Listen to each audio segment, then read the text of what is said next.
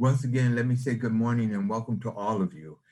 Today, the Windows on Waterloo is offered through the Waterloo Community Foundation. Part of our mission, we want to be able to educate our community about all the nonprofits and for-profits that would be able to collaborate on different things that we're doing. And the best way we can make that happen is to educate other people about what we're doing in our organization. And one of the things that we want to do also is to offer our services. For example, if you need help with donors or whatever the case may be, we are willing to assist in working with you on anything you need, because Waterloo is where our heart is. That's where our commitment is. And therefore, we want to make sure Waterloo is very well suited by networking with each other. Today, our window on Waterloo, we have two presenters, Joni Spencer and Brooke Olson, and they're with Together for Youth. Together for Youth is a adolescent sexual health and teen parent network program. And I'm going to let them go ahead because I don't want to take up any more time because these ladies are awesome. All right, thank you, Nikki. I think the last time I saw you was on a bike trail a few weeks ago. We almost ran into each other around that corner. Oh, anyway, glad you both made it through that. Yes, it's good to see everybody. There's a lot of familiar faces on this call, and it's just good to see everybody. It's been a tough time with this COVID, not being able to meet in person, but Brooke and I are really happy to have this opportunity to talk about our programs. Some of you that have been around for a while have probably heard some of this before, but bear with us. Like Mickey said, we have a program called Together for Youth. It's a coalition of many agencies, and what we do is we partner and we come together and provide a package of programming in the community to lower teen births and improve adolescent sexual health outcomes. So believe it or not, this coalition has been around for 30 years. Some of you may remember some of our more seasoned coalition members, people like Jeanette Debs with Family and Children's Council, or Pam Hayes, Floyd Winter, Bob Bamsey. We've had a lot of people over the years that have invested a lot of time to get us started. And we've been around for 30 years working on this issue. We have seen an incredible and significant decline in our teen births because we are working together. So our programs have evolved over time. And just to give you a little idea of what we're going to be talking about today, we'll talk a little bit about our history and how we've come around and how we've evolved. And then we'll talk about our mission. We've already sort of shared that. What our services are and how COVID has affected us and how we've gotten really creative during this time and still have been able to provide a lot of programs. And then we'll open it up for questions. So as we're talking, just jot down some questions, and then I think we've made time for questions at the end. So some of you may remember back in, it was the mid 90s. Actually, it was the early 90s when we first got our grant to provide the program called $1 a Day. So we provided $1 a day to every teen who had already experienced a pregnancy to delay a subsequent pregnancy. So that was funding from the state that we got to provide a teen parent program. That evolved into Some Bunch, which stood for Super Unique Moms, and that was offered at the YWCA. And that's when it started becoming collaborative. And we then turned it into Young Parents Together. And in the mid 90s, our state decided, you know what, I think we should fund initial pregnancy prevention and start investing in pregnancy prevention and not after it's already happened. So that's when we brought lots of people to the table and decided how we could provide initial pregnancy prevention in the schools and organizations and agencies. And we evolved from just Young Parents Together to Together for Youth. So we had prevention and intervention programs. And along the way, we've had our community really wrap their minds and understand this issue, because we all know how an unintended pregnancy at an early age can affect so many social issues that we are all working on. in different arenas. So we were able to bring together a collaborative effort and work on those things. We've evolved over the years. We've had to prioritize programming because of some cuts. But we still have our health educators that are going into the schools, and Brooke will talk a little bit more about those in a little bit. We have some empowerment programs called The Circle, and we have a Soleil program for young African-American women to address sexual health disparities. And we still have our teen parent program, and Brooke's going to talk a little bit more about that. We really see a group such as this, or any group that we meet with that is considering to fund or provide donations to our program as a partner. We appreciate your guidance, your feedback on our programs. You are looked to as a very important partner as we do our work. So thank you for the time today. I'm going to pass the baton to Brooke here to talk about a few more things, some data, because that's her specialty. And here you go. Go ahead, Brooke. All right, thanks, Joni. So Together for Youth, I like how you put that, Mickey, when you introduced everyone, that Waterloo is at the heart, really, of what we do. We do serve a 4-county service area for Black Hawk, Bremer, Buchanan, and Butler, but Waterloo really is at the heart of what we do. Waterloo has been part of our coalition from the very beginning, and we expanded into some of those surrounding counties. So I just wanted to make sure that that we were able to mention that. But like Joni said, we have an incredible package of adolescent pregnancy prevention programming that we partner with our area middle school and high schools, and also our youth serving agencies that serve out of home placed youth. Our health educators, they are through Allen Hospital. So Janelle has been with us, gosh, almost 30 years, and Jean has been with us almost 18 years. And I know I sound biased, but they're some of the best health educators in the state of Iowa. Typically in a year, they provide about 760 health education programs in that 4-county area to just over 12,000 students. When we were fortunate to receive funding through Waterloo Community Foundation, it was specifically for health education in the Waterloo schools, middle school and high schools. And specifically in the Waterloo schools, we're reaching just over 2,000 students with about 340 programs. We do comprehensive adolescent sexual health education, and so we make sure that we're using curriculum that's medically accurate. And by the time a Waterloo student would graduate, they receive about 3 programs from our health educators in middle school. And then we offer a curriculum called Rights, Respect, Responsibility to every 10th grade student in the Waterloo schools.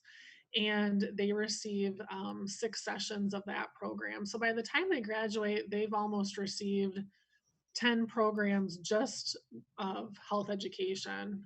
So that's not even including the other programs that we're providing that Joni mentioned. And the research really shows that the more sexual health education a student receives, the more empowered they are to make responsible decisions for themselves. And so we're really proud of the fact that we have a strong partnership with the curriculum coordinator in Waterloo and also the superintendent. We're written into the curriculum to ensure that programming happens each year. Of course, COVID happened, right? And our health educators, so the schools closed. Our health educators were furloughed. But now that we're in the new school year, our health educators were back as of August. And with school back up, what our health educators are working really diligently on is taking that programming that they've been used to doing in person for years and doing it virtually. I know we've all kind of been thrown into that. And so they've been spending a lot of time creating programming and offering it through Zoom, through this platform. They've also been working within like Google Classroom, because what we're finding is a lot of the schools that we work within and even some of the youth serving agencies is that they're not allowing outside speakers into the classroom, but they're willing to partner with us and work with us so we can still provide that programming virtually. Um, and so that has been a challenge, but it's a challenge for us to continue to be creative in what we're doing. So, um, wanted to mention too the out of home placement, the young people that we're serving in out of home placement. We, let's see, provide, gosh, just over almost 120 programs to youth and out of home placement each year in our 4 county service area. So that would include Bremwood, the detention center, 4 Oaks, the mental health institute. Our health educators are going in there.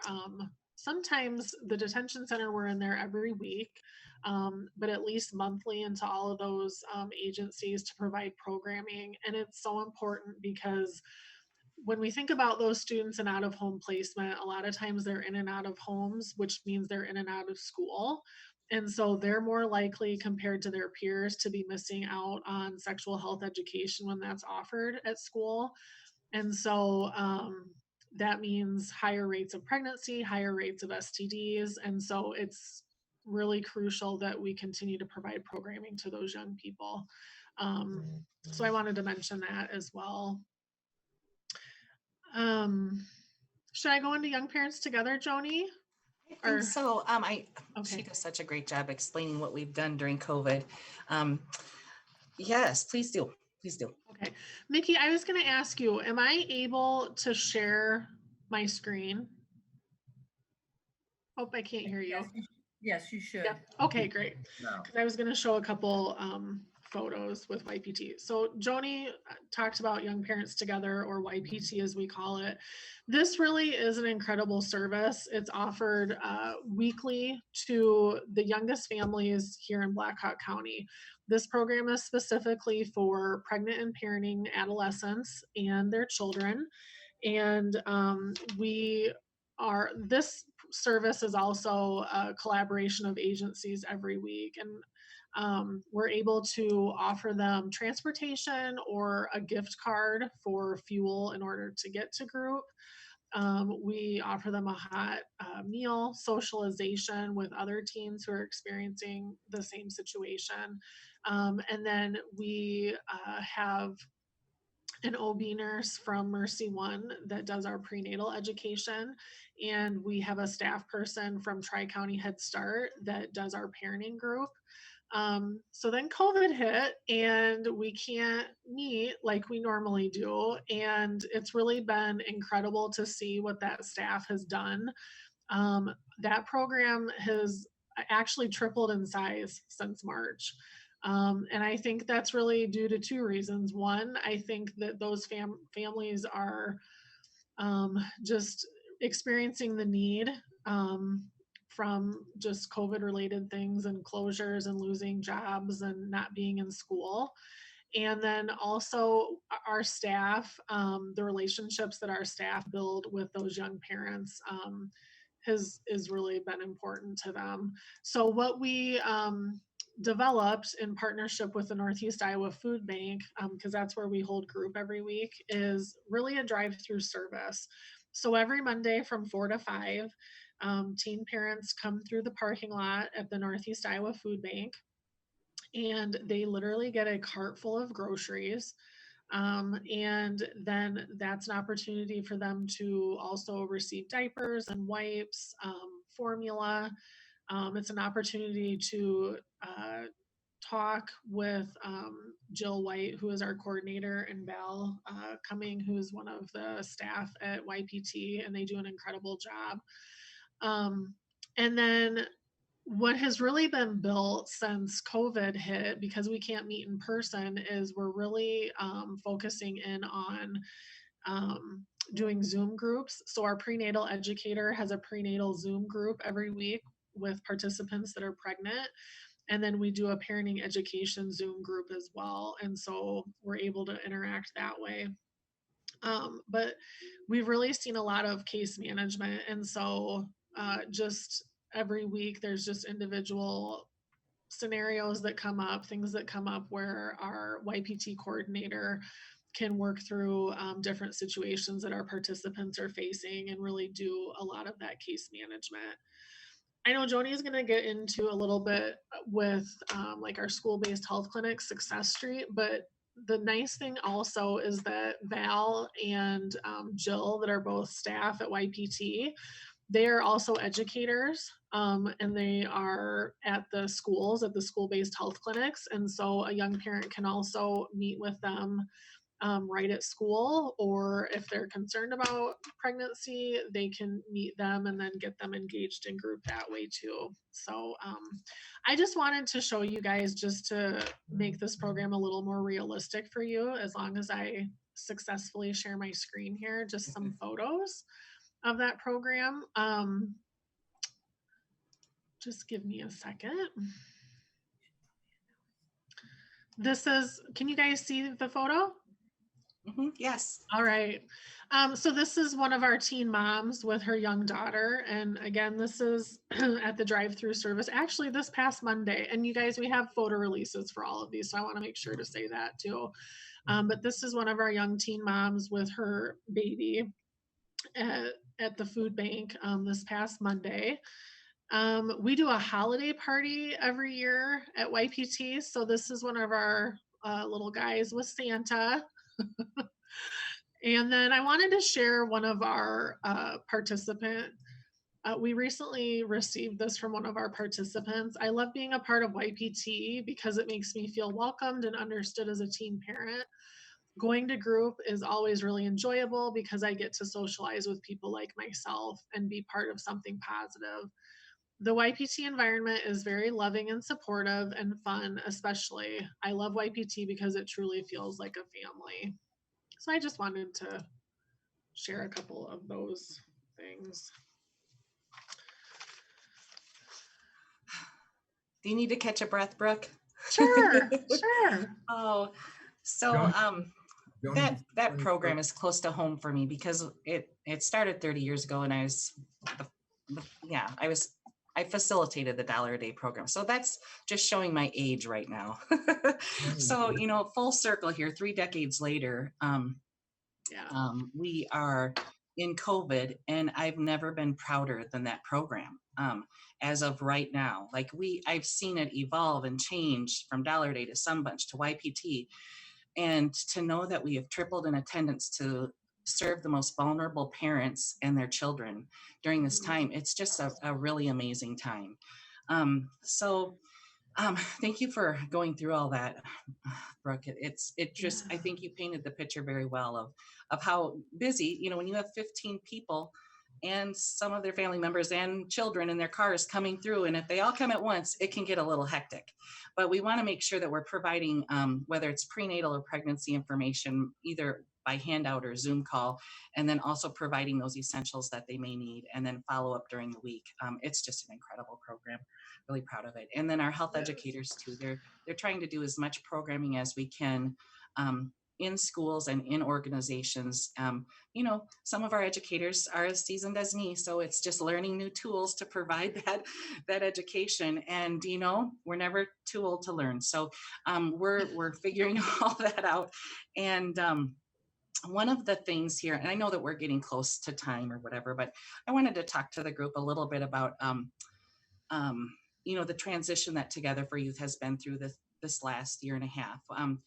Alan has always served as our fiscal agent for many, many years. And we have transitioned to now having Success Link serve as our fiscal agent. And we have really noticed a difference of us being visible in the schools and in the school-based health centers. And just having that daily contact with whether it's principals or health teachers that want you to have programs come in, or it wasn't last week, it was the week before, we were able to reach all the freshmen and just talk a little bit about what Success Street is and how they can access, whether it's mental health services that they need, or if it's they're worried about their friend who vapes too much, or if they are concerned about pregnancy or sexually transmitted infections. We just have a very nice package of services at East High, West High, and Carver, and any student in the Waterloo schools can access those services. So it's just easier, and it just makes more sense to coordinate it from those sites. It was a difficult transition. I'm not going to, say it was hard, when you're an Allen employee for 30 years and, you make that change, but it has been beneficial, and we've been more efficient, and I feel more effective with our programming. So, change is tough, and yet it's really paying off. We're just more visible to our students and the families that need us. Gosh, Brooke, are we going to talk a little bit about maybe our, I didn't say in the beginning, and many of you have heard me say this before, but, back in the 90s when we started this project, to throw out some numbers, we had, let's just say 264 teen births in the mid 90s. And now we are down to 75 births annually to teens that are delivering a young child. So when you look at the course of 25 plus years, 200 births less each year, we are helping young people really reach their educational goals, and we're addressing poverty and lifetime earnings without even really realizing it. And I think when we look at our teen birth rates, compared to how we've increased our education over the years, the teen birth rates have went down while we've been increasing and collaborating more in our community and building that package of services. So one of the great things about this community is that you guys support our work and you understand the issue. And that makes all the difference in the world. But I'm going to let you explain these graphs that you have up for us. No, Brooke. I'm glad you went right into that, Joni. So while you were talking, I wanted them to just be able to see the visual. So just really what you had said is that in 1995, that really was our year for the highest number of teen births that we had here in this community. 264 teens age 19 and younger gave birth. And then our most recent data from Iowa Department of Public Health. So we've gone up a little bit, just a little bit from 2018, but still an incredible decline to now at 75 teen births. Something else, so we call this our adolescent sexual health report card. So something else that's important to always think about when we're speaking about adolescent sexual health data is then, of course, sexually transmitted disease or STDs. Chlamydia, gonorrhea, and syphilis are what are considered reportable STDs. And so you can see here in 2019, unfortunately, we're experiencing quite an increase in STDs. And so, we've had a lot of discussions about this. And so what this data leads us to believe is that when teen births are declining, and STDs are increasing, teens who are sexually active, they're using contraception, but they're not using condoms. And so our health educators make sure to discuss correct and consistent condom use when teens are sexually active. What are the resources? How can they get access to condoms if they're sexually active? Because these numbers right here, we have to be talking about that. So I just wanted to show that visual. And I know we're getting close on time, but just one other, Joni earlier had mentioned our SOLEIL program, which stands for Sisters Informing, Healing, Living, and Empowering.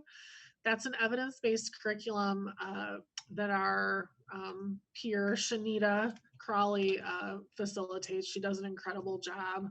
And that curriculum is specifically for African-American young women. And one of the really great components about it is to make sure that those young women that are in group, they're learning a lot about cultural and gender pride, obviously learning about sexual health, but then also getting connected with our community's health resources, whether it's Allen Women's Health or Success Street, the school-based health clinics.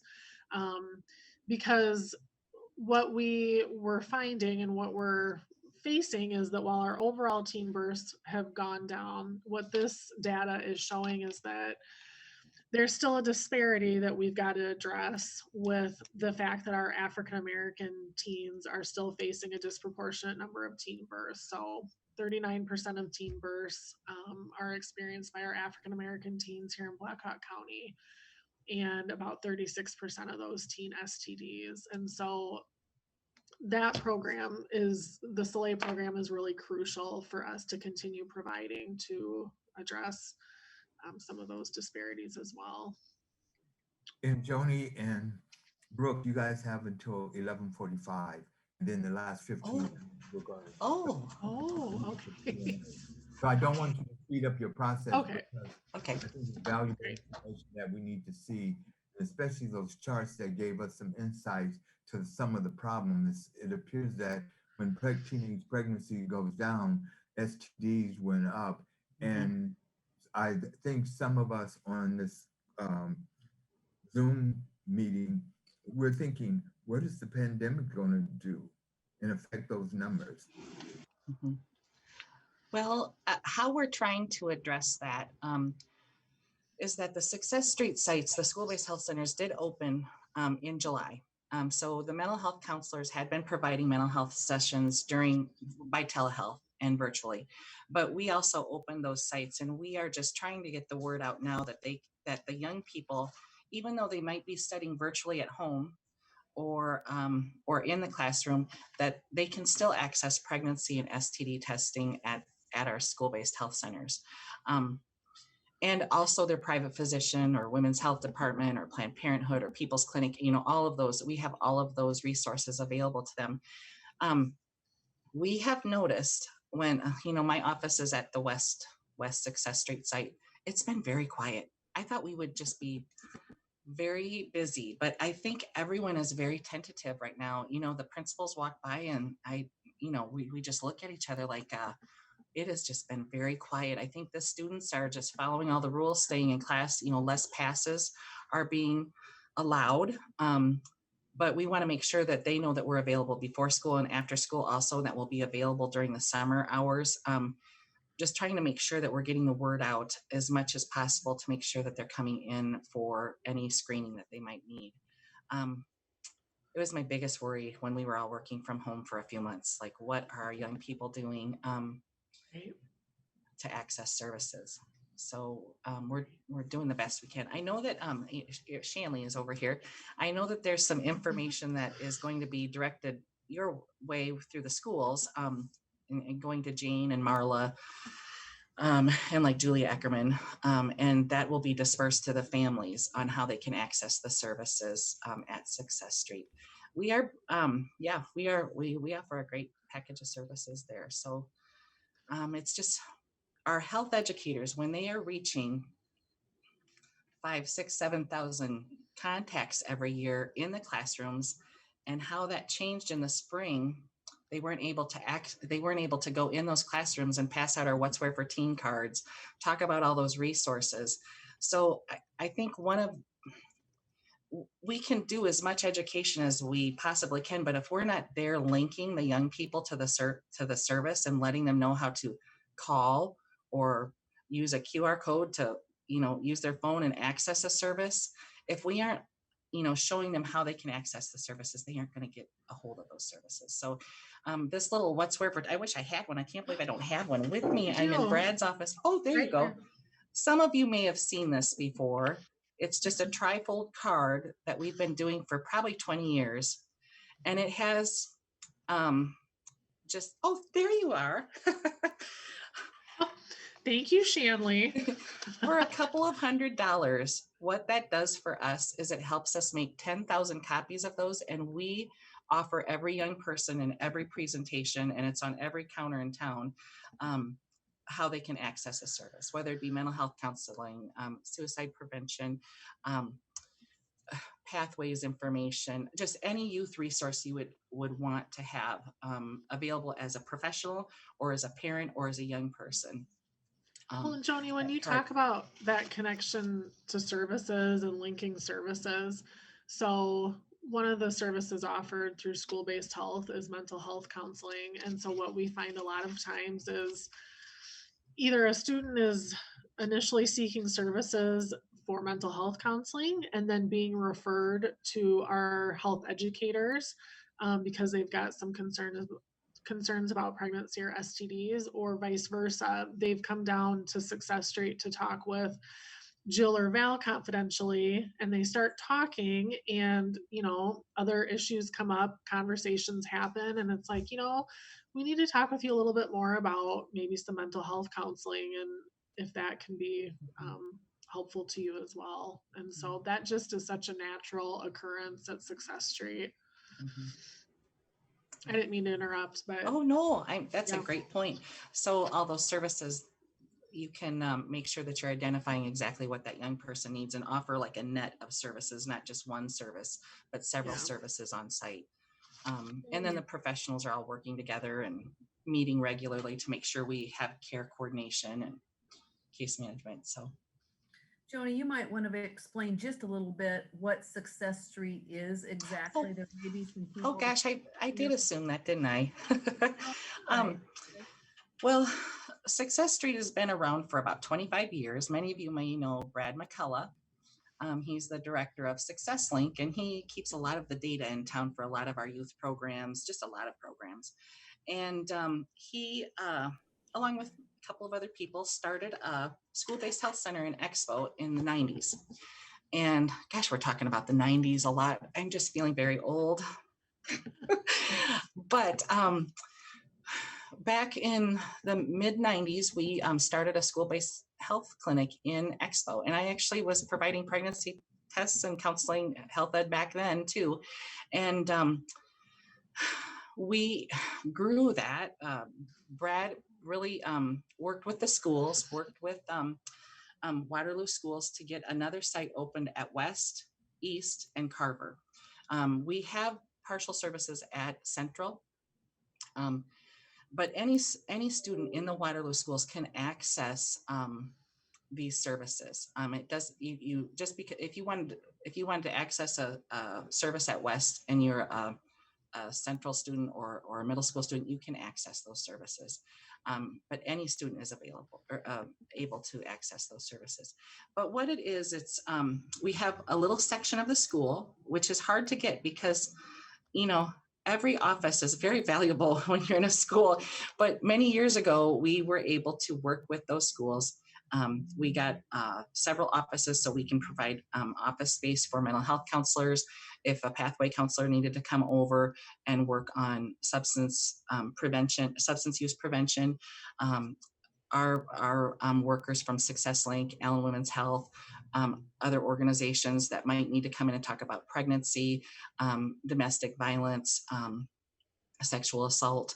We've had a juvenile court officer just wanting to use the space a few weeks ago. We just make sure that that space is available so we can bring those resources to the student and the young family on site. So one example where that is just very just a great example is a parent that might have a young person that needs mental health counseling. They do not have to leave their job, go pick up their young person from school, go to another place downtown, wait for their young person to get that service, and then drive them back to school and then get back to work. What we do is we work with the parents to get that consent. That young person can come down from their class or their study hall, whichever it is, and they can meet with a counselor. And sometimes it's not an hour. Sometimes it might just be a really quick check-in for 15 or 20 minutes because they had a tough night, but they just needed a little support, or they just needed to see their counselor just to get a little boost. Or sometimes it can be really involved. And if it is something like that, then we can contact the parents and they can come on site. But really what it is bringing the resources to the school site, just more efficient, more effective. And then we can coordinate all the other services that are available at those sites also. So it's just a great package of services in the schools that are available to all of our Waterloo and Cedar Falls students. We don't have a Success Street site in Cedar Falls, but those students can use our sites. Anyone in Blackhawk County 21 and under can use those services. We do provide mental health counselors over in the Cedar Falls schools, and I know that our folks and the Pathways folks and Waypoint Riverview provide services over in Cedar Falls also. We just don't have like a site yet. And Something to work towards. And I know too, probably all those professional providers are able to provide services and meet the needs right where it's happening in the schools. And I know that there's been a lot of things happening with mental health services. Those are professionals that's what they do. And they've extended their services through a contract with SuccessLink to be able to do that. So that's really helps them get their job done. It's a safe place where everybody can be, the professionals to meet the needs of students and staff also. Isn't it also available to staff as well? We can make that available through Blackhawk Grundy Mental Health. But Okay. the Success Street services are really 21 and younger, and any young person in Blackhawk County. That's a really great point, Michelle. It is. It's very efficient. When we started talking, talking again about the 90s and how the programming started with the Iowa Department of Human Services. It's called, the acronym is CAP. It's Community Adolescent Pregnancy Prevention Funding. And we do still receive that funding. However, I know Joni and I wanted to just briefly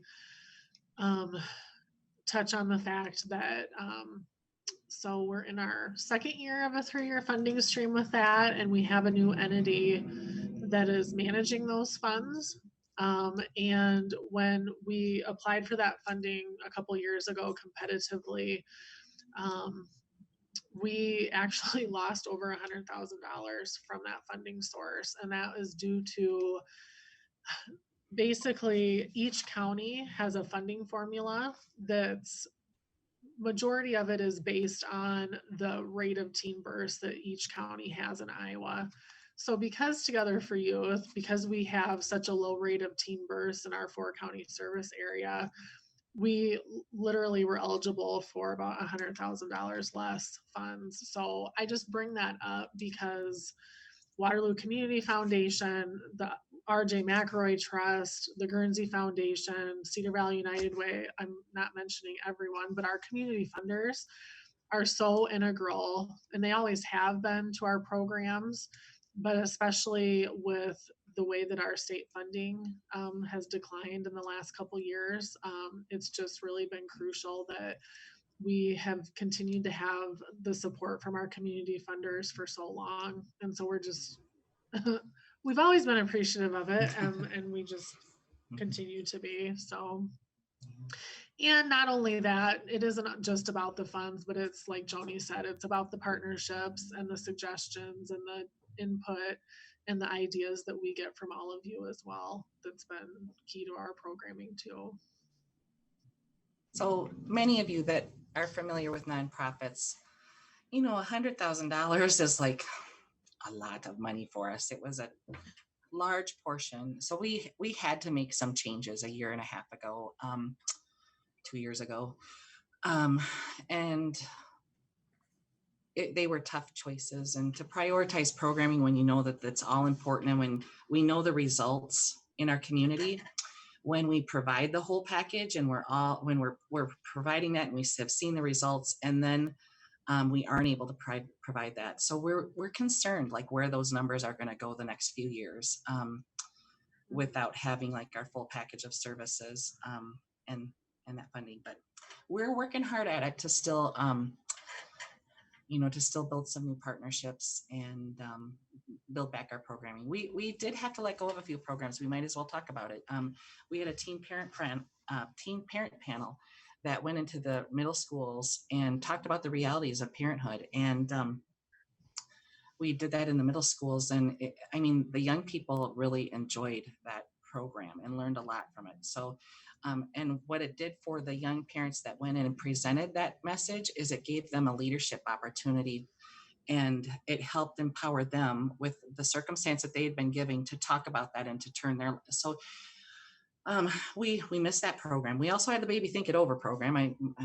Maybe many of you had children that took care of a Baby Think It Over doll or saw them around. So we had to let that program go quite a while ago. It was just becoming too expensive. These dolls were computerized, and every time that they would break, we just weren't able to maintain that program. And the outcomes and the evaluations that we were seeing from a national level were not showing it was as effective as some of our other programs. So when you prioritize, you have to do that.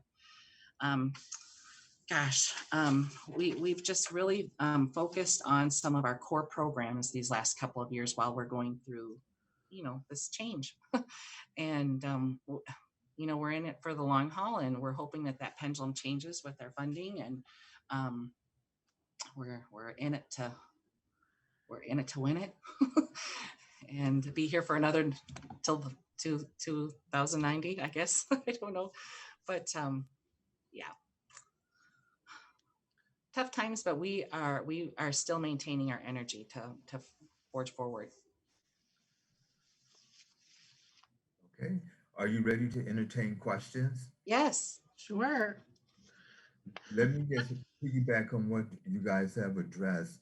One of the things I think as our city of Waterloo and your surrounding counties that you do serve is that one of the things we know, teenage pregnancy still a lot of hopes and dreams of young, especially young females, to be able to go on and do what they want to do. Not that they can't, but Mhm. it makes it more difficult. And I think by having your program in Waterloo and seeing the data that shows that through fully funding your services, the teenage pregnancy rates dropped. And it appears now far greater than ever before with this COVID situation and being quarantined a lot and having parents have to go to work and young people staying at home.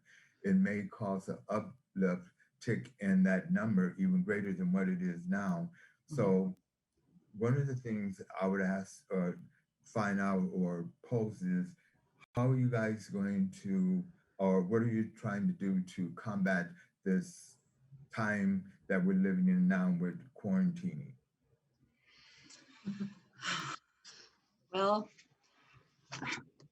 just work hard every single day, and I think collaboration, and working with our teachers who can identify students that need assistance, are trying to reach out to parents to make sure parents know how they can access resources.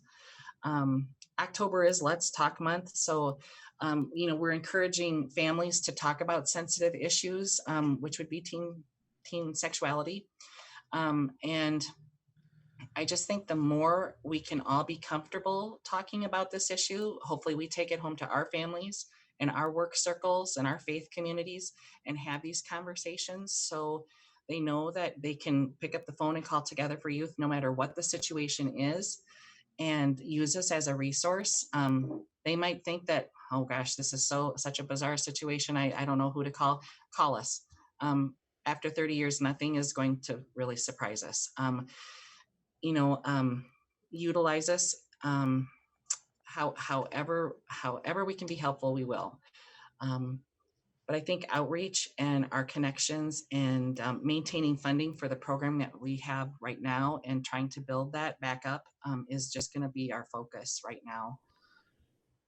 I think too, just to add on to that, when we think about young people, they're already experts in the virtual world, social media, being online, building relationships that maybe with people that they haven't met in person, but that they know through social media and virtually.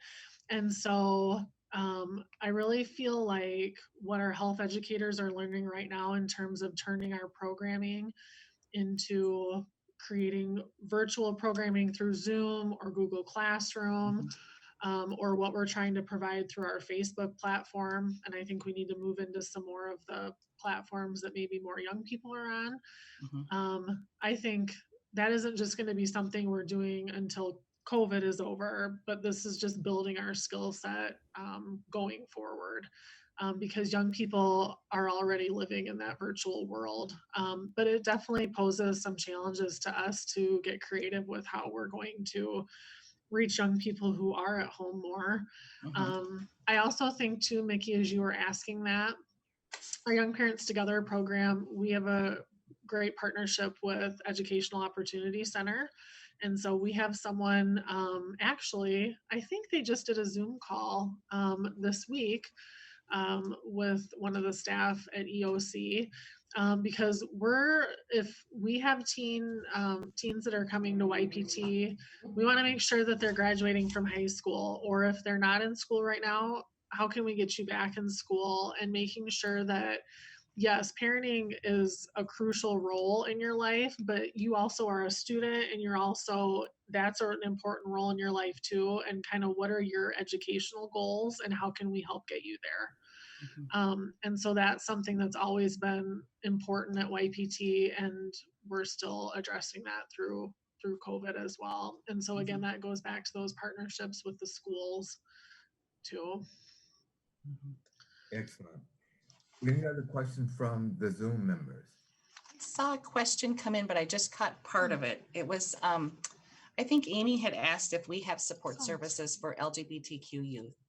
And we have a lot of providers that have had lots of training, and we want to be as inclusive as we can. So yes, if someone is looking for those resources, please reach out to Success Street or one of the school-based health centers. And we know that Unity Point has an incredible LGBTQ clinic that when we were both at the Women's Health Department, we saw that happen, and that's an incredible resource for all of us. We know that Monarch Therapy has some counselors that we could refer to if they were interested in any additional counseling, and we have lots of resources at Success Link. So yes. And our health educators, that rights, respect, responsibility curriculum that we're providing with all the 10th grade students in Waterloo, we do a specific lesson in regards to LGBT, and as Joni said, our health educators are definitely provide inclusive programming, use inclusive language. And that is definitely important to the work that we're doing. So that's a great question. Thank you. It is. Thank you. Any other question from the Zoom members? Not a question, but a comment. I appreciate you guys sharing about this. I've kind of been on the fringes of hearing about your program for a long time. So I think those are really needed services in the community. And I always laugh when I walk into the bathrooms at UNI with these huge containers full of condoms. And it's like, well, nobody can say that they don't have access to condoms at UNI anyway. And maybe it's the same way in high schools now too. It's been a long time since I've been in high school. So we hope we can get there. I don't know if now is the time to bring up that topic politically and with the atmosphere, but we really want to work towards making sure that people see that gap with the teen birth rate declining, but the STI rate going up. So we need to make sure that we're all creating awareness and discussing this again, like in our circles, because that's really what's missing. And when a young person is worried about having an STI and finds out that they need the support and the availability of services, and we just need to be there for them. And if we aren't, they might meet another partner tomorrow or next week, or we just need to be available in a timely manner and provide that education. So I appreciate that.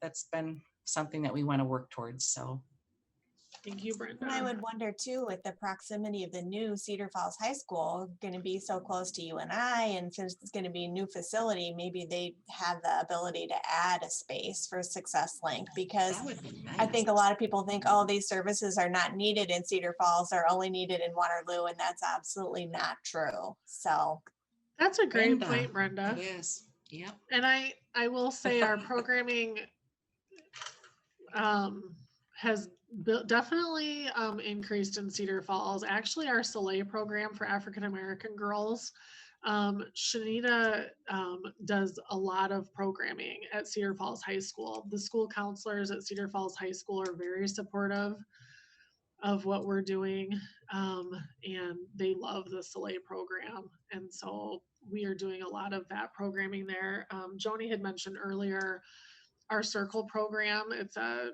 teen empowerment circle group for young women. And we do that programming, quite a bit of that programming in Cedar Falls. And we do health education programming there too. But absolutely, I have not thought of that with that new building going in. That's a interesting opportunity. Yeah. Thank you, Brenda. See, that's why we love meeting with you. We better get on that. Any other questions or comments from the Zoom members? I just wanted to ask, and I'm not familiar with all the curriculum, but like when you go in and talk, like I've read somewhere something, so I thought I was interested is, does that include like talking about healthy relationships too? Yes. Yeah. Okay. That's, yep. All of our curriculum talk about healthy relationships. I mean, lots of times it starts with friendship, and what are the qualities of friendship that you admire in a friend, and we build from there. And then we work closely with Amani, Waypoint, Riverview, and all of those other providers, again, in our collaboration, and also with the school-based health centers.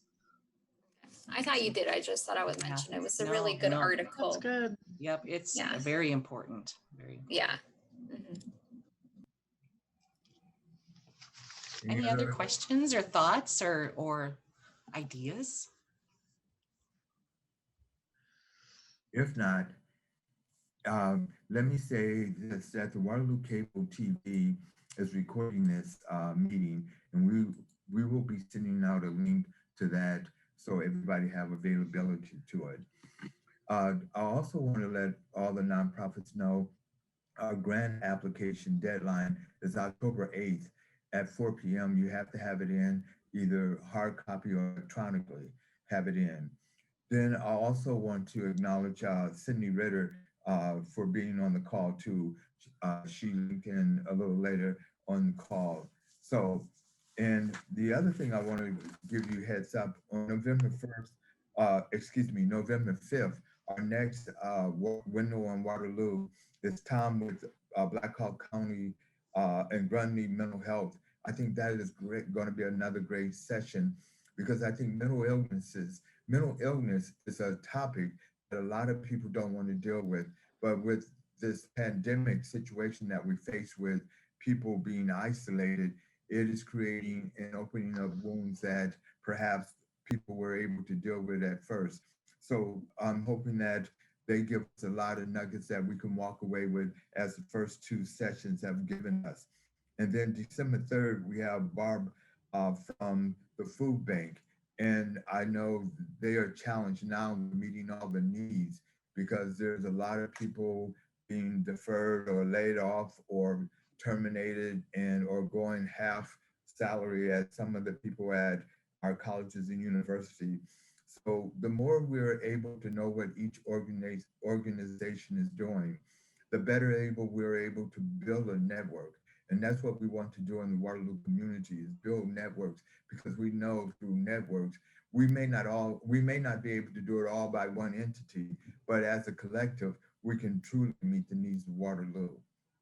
And on that, I would like to say thank you to Joni and Brooke for this presentation.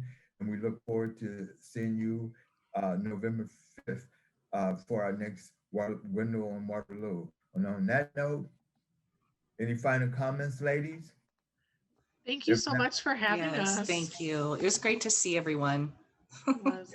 Thanks. And on that, everybody have a great rest of the day. Take care. Thanks. Bye, Bye-bye. everybody. Bye.